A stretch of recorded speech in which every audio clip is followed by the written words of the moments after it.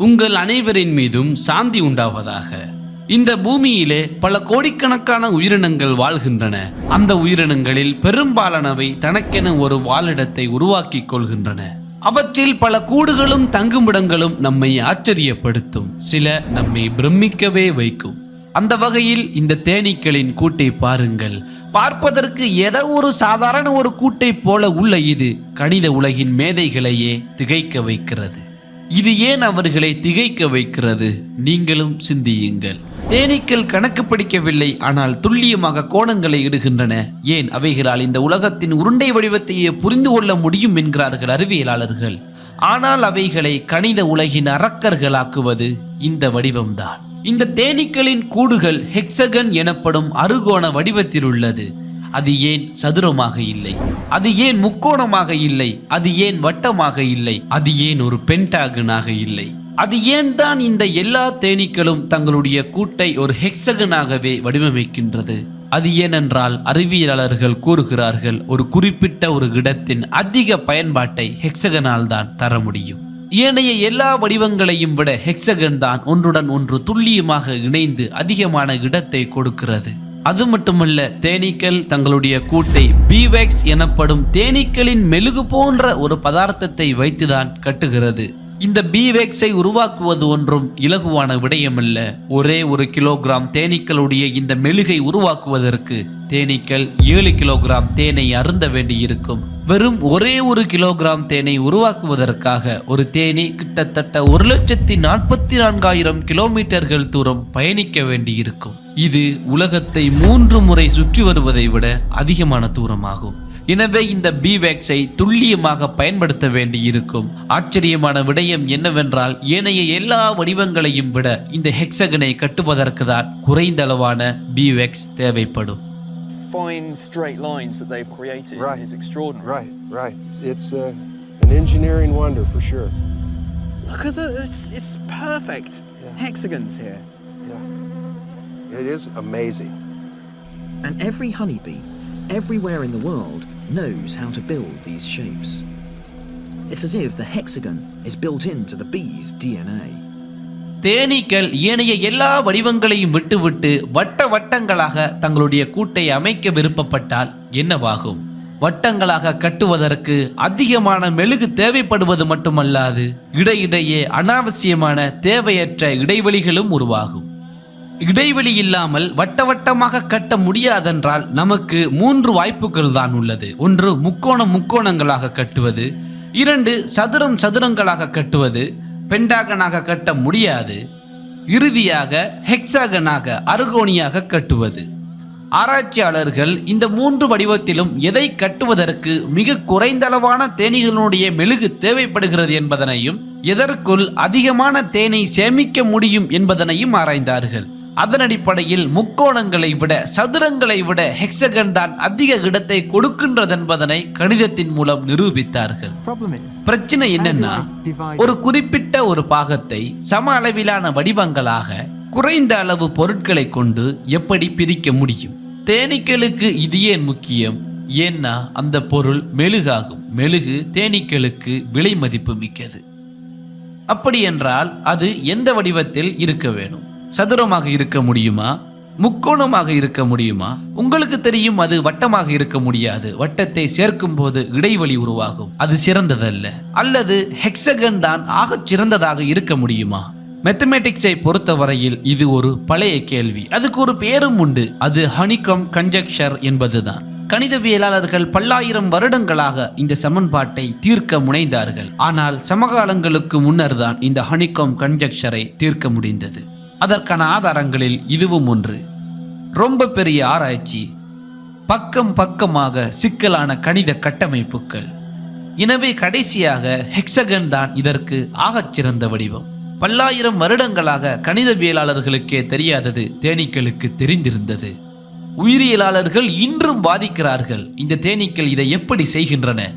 அவைகள் ஒரு வகையான உள்ளுணர்வை பயன்படுத்தியா இந்த ஹெக்ஸகனை உருவாக்குகின்றன? மனிதர்களைப் போல தேனீக்களுக்கு சிந்திக்கும் ஆற்றல் இல்லை. ஆனால் எப்படி எல்லா தேனீகளும் ஒரே வேலையை சரியாக துல்லியமாக எல்லாம் இணைந்து செய்கிறது. தேனீக்களுக்கு கணக்கு தெரியாது. அவைகள் எந்த பல்கலைக்கழகத்திற்கும் செல்லவில்லை. சரியாக சொல்ல போனால் எல்லா பல்கலைக்கழகங்களும் உருவாவதற்கு முன்னரே இதை செய்து கொண்டிருக்கின்றன. How do they actually make a hexagon rather than some irregular shape? They've just done it for thousands and thousands of years. They were born to do it. They just instinctively know that this is the shape of their home. அவைகள் செய்யும் வேலைகளில் கணக்கு துல்லியமாக இருக்கின்றது. ஆனால் அவைகள் எந்த கணக்கையும் படிக்கவில்லை. அப்படி என்றால் இதை அவைகள் எப்படி செய்கின்றன? அறிவியலாளர்கள் கூறுவது போல இது ஒரு உள்ளுணர்வு தானா? அப்படி என்றால் இந்த உள்ளுணர்வை யாருதான் கொடுத்தார்?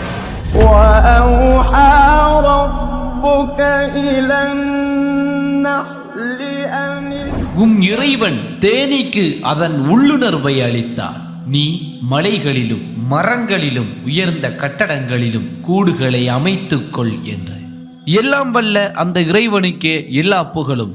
தேனீக்கள் தங்களுடைய கூட்டை கட்டுவதற்கு உள்ளுணர்வுகள் தான் காரணம் என்கிறார்கள் அறிவியலாளர்கள். அல் குர்ஆனும் கூட கூறுகின்றது, ஆம், அவை உள்ளுணர்வுகள் தான். அதை அளித்தவனே எல்லாம் வல்ல இறைவன் தான் என்கிறது. இது உங்களுக்கு ஆச்சரியமாக இருந்தால் இதையும் கொஞ்சம் கவனியுங்கள். மனிதர்களைப் போலவே தேனீக்களும் தொடர்பாடல் செய்கின்றன. அவைகள் மனிதர்களைப் போலல்லாமல் பீ டான்ஸ் எனப்படும் நடனத்தின் மூலம் உணவு எங்கே இருக்கின்றது என்பது பற்றி பேசிக்கொள்கின்றன. பூக்கள் தேன்கூட்டுக்கு அருகில் இருந்தால் வட்டமாக நடனமாடி காண்பிக்கும். அதே பூக்கள் வெகு தொலைவில் இருந்தால் வேகிள் டான்ஸ் எனப்படும் நடனத்தின் மூலம் காண்பிக்கும். இந்த வேகிள் டான்ஸை பயன்படுத்தி தேனீக்கள் உணவு எவ்வளவு தூரத்தில் உள்ளது, உணவு அதிகமாக உள்ளதா குறைவாக உள்ளதா, அந்த பாதைகளில் என்ன ஆபத்துக்கள் உள்ளன, புதிய கூட்டை அடைவதற்கு எப்படி பயணிக்க வேண்டும் போன்ற எல்லா தகவல்களையும் இந்த நடனத்தின் மூலமாக ஏனைய தேனீக்களுக்கு கொடுக்கும். இவ்வளவு ஏன் இந்த தேனீக்கள் இந்த தொடர்பாடல் முறையை பயன்படுத்தி உன்னுடைய தகவல் சிறந்ததா என்னுடைய தகவல் சிறந்ததா என்று விவாதித்து அதில் எந்த தகவல் சிறந்ததோ அதன் வழியில்தான் பயணிக்கும், அதன் வழியில்தான் உணவு தேடும்.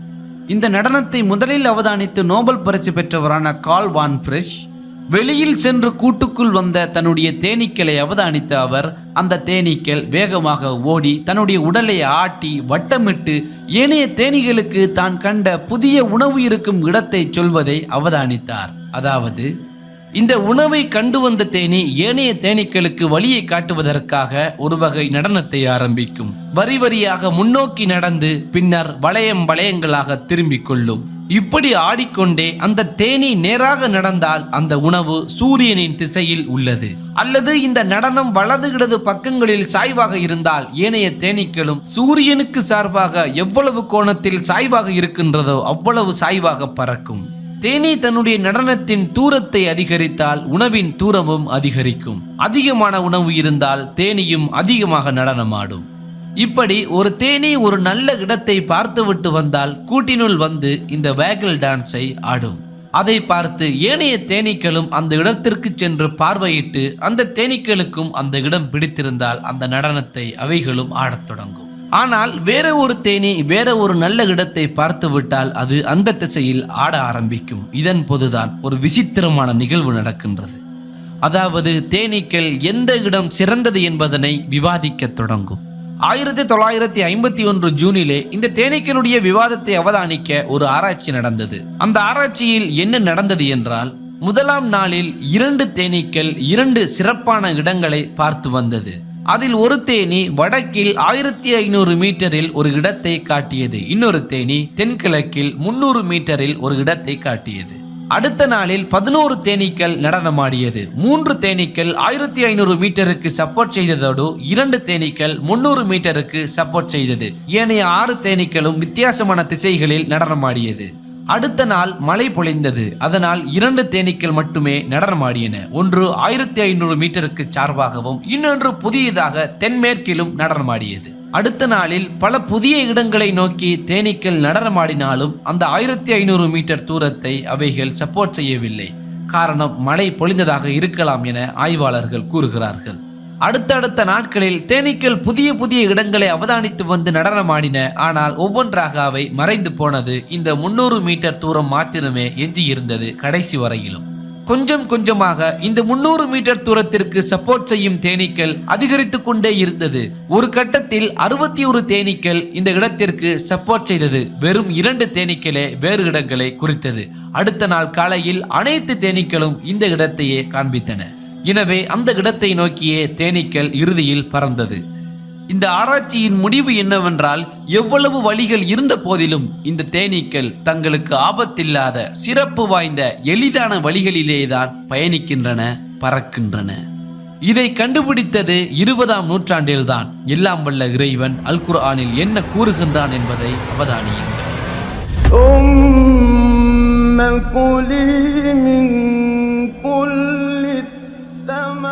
ஒவ்வொரு கனிகளிலிருந்தும் சாப்பிடு, உனது இறைவன் காட்டித்தரும் எளிதான வழிகளில் செல் என்று உமது இறைவன் தேனீக்களுக்கு அறிவித்தார். அதன் வயிறுகளிலிருந்து மாறுபட்ட நிறங்களை உடைய பானம் வெளிப்படுகிறது. அதில் மனிதர்களுக்கு நோய் நிவாரணம் உள்ளது. சிந்திக்கின்ற சமுதாயத்திற்கு இதில் சான்று உள்ளது. தேனீக்கள் பயணிப்பதற்கு எவ்வளவுதான் அதிகமான வழிகள் இருந்த போதிலும் அவைகள் அல் குர்ஆன் கூறுவதைப் போல தங்களுக்கு இலகுவான எளிதான வழியில்தான் பயணிக்கின்றன.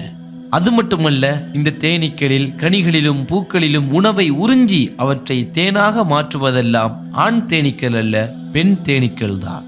இது சம்பந்தப்பட்ட அனைத்து வேலைகளையும் பெண் தேனீக்கள் தான் செய்கின்றது, ஆண் தேனீக்கள் செய்வதில்லை. இதனால் தான் பெண் தேனீக்களை வேலைக்கார தேனீக்கள் என்று அழைக்கிறார்கள். இந்த தேனீக்கள் எல்லாம் ஒரு ஆண் தேனியின் கீழ் வேலை செய்யவில்லை, ஒரு பெண்ணான குயின் தேனியின் கீழ் தான் வேலை செய்கிறது. இது சமகாலங்களுக்கு முன்னர் கண்டுபிடிக்கப்பட்டதுதான். 1400 வருடங்களுக்கு முன்னர் இதை சொல்வது சாத்தியமானதா? ஆனால் அல் குர்ஆனை கவனியுங்கள். இந்த வசனத்தில் பயன்படுத்தப்பட்டுள்ள அரபு வார்த்தைகளை பார்த்தோமேயானால் அவைகள் எல்லாமே பெண்பாலில் பயன்படுத்தப்பட்டுள்ளன. உதாரணமாக இத்தஹதி, குலி, ஃபஸ்லுகி, புத்தூனிஹா இவை எல்லாமே பெண்பாலில் உள்ளது. ஒருவேளை இந்த வேலைகளை எல்லாம் ஒரு ஆண் தேனி செய்திருந்தால் இந்த அரபு வார்த்தைகள் இத்தஹித், குல், ஃபஸ்லுக், புத்தூனிஹிம் என்று வந்திருக்கும். எனவே இந்த வேலைகளை செய்யும் தேனீக்களுக்கான வார்த்தைகளை எல்லாம் வல்ல இறைவன் அல் குர்ஆனில் பெண் பாலில் பயன்படுத்தி இருப்பதால் அவன் கூறுகின்றான், இந்த வேலைகளை எல்லாம் செய்வது பெண் தேனீக்கள் தான். அது மட்டுமல்ல, இன்றும் கூட மக்கள் நினைத்து கொண்டிருக்கிறார்கள் தேனீக்கள் பூக்களில் கனிகளில் இருந்துதான் தேனை எடுக்கின்றன என. ஆனால் இந்த தேனீக்கள் பூக்கள் கனிகளில் இருந்தெல்லாம் எடுப்பது இனிக்கக்கூடிய நெக்டார் எனப்படும் ஒரு பதார்த்தம். இந்த நெக்டாரை ஒரு தேனீ தன்னுடைய வயிறுகளில் வைத்து ப்ராசஸ் செய்து தேனை உருவாக்கும். எனவே தேன் பூக்களில் உருவாவதில்லை, ஒரு தேனீயின் வயிறுகளில் இருந்துதான் உருவாகிறது. பிரமிக்க வைக்கும் வகையில் அல் குர்ஆனும் கூட ஒரு தேனீயின் வயிறுகளில் இருந்துதான் இந்த தேன் வெளிப்படுகிறது என்கிறது. எனவே ஒரு தேனீயின் வயிறுகளில், கொஞ்சம் வெயிட் பண்ணுங்க, ஒரு தேனீ வயிறுகளா? ஒரு தேனீக்கு ஒரு வயிறு தானே இருக்க வேண்டும், ஏன் இது பன்மையாக வருகிறது? சரி, அல் குர்ஆனிலேயே பார்ப்போமே. நஹல் என்றால் தேனி, புத்தூனி ஹா என்றால் ஒரு பெண் தேனியினுடைய வயிறுகள், அந்த ஹா அதைத்தான் குறிக்கிறது. ஒரு தேனீக்கு வயிறுகளா? சரி, கூகுளிலேயே தேடுவோமே. சுப்ஹானல்லாஹ், எல்லாம் வல்ல இறைவன் மிக தூய்மையானவன். ஒரு தேனீக்கு 2 வயிறுகள் உள்ளது. எனவே அதை பன்மையாகத்தான் சொல்ல வேண்டும். வெறும் 2 வசனங்களில் இவ்வளவு ஆதாரங்களா, அற்புதங்களா? உங்களுக்கு வேண்டுமென்றால் இதை யாரோ ஒருவர் பாலைவனத்தில் வாழ்ந்தவர், எழுத படிக்க தெரியாதவர் எழுதியதாக வைத்துக் கொள்ளலாம். ஆனால் என்னால் அப்படி நம்ப முடியவில்லை. இது மனித கரங்களால் எழுதியவை கிடையாது.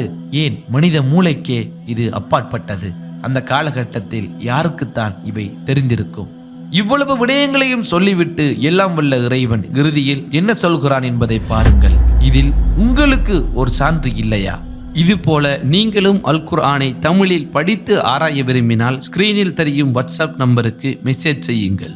சிலருக்கு கடவுள் சொல்வதை விட அறிவியலாளர்கள் சொன்னால்தான் சரியாக இருக்கும். எனவே கலீலியோ கலிலி சொன்னதை அவதானியுங்கள். இந்த பிரபஞ்சத்தையே கடவுள் எழுதிய மொழிதான் கணக்கு. எனவேதான் இந்த பிரபஞ்சம் முழுவதிலும் நாம் கணக்கை மறுபடியும் மறுபடியும் பார்த்து கொண்டே இருக்கிறோம், எல்லாவற்றிலும், அனைத்திலும். எனவே சிந்தியுங்கள். எனவே இன்ஷா அல்லாஹ் நம்முடைய இந்த தாவா முயற்சிக்கு நீங்கள் சப்போர்ட் செய்ய விரும்பினால் பேட்ரியோனில் அல்லது ஏனைய லிங்குகளில் நீங்கள் எமக்கு சப்போர்ட் செய்யலாம். எனவே இன்ஷா அல்லாஹ் உங்களை அடுத்த வீடியோவில் சந்திக்கும் வரை பாரக்கல்லாஹு லி வலக்கும். அஸ்ஸலாமு அலைக்கும் வரஹ்மத்துல்லாஹி வபரகாத்துஹு.